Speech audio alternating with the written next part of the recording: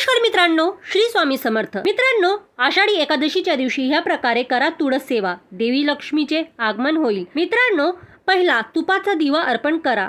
मित्रांनो, तुळशीजवळ तुपाचा दिवा लावा, यामुळे तुळशी माता प्रसन्न होऊन तुम्हाला आशीर्वाद देईल आणि त्यांच्या आशीर्वादाने देवी लक्ष्मी तुमच्या घरात वास करेल। दुसरा, उसाचा रस, तुळशीच्या रोपावर उसाचा रस अर्पण करणे देखील शुभ मानलं गेलं आहे। तिसरं, कच्चं दूध, गुरुवार आणि शुक्रवारी गाईचे कच्चं दूध तुळशीला अर्पण करणे देखील शुभ असते। चौथा, सुहासनीचे साहित्य, तुळशीला सुहासनीचं साहित्य देखील अर्पण केलं जाते।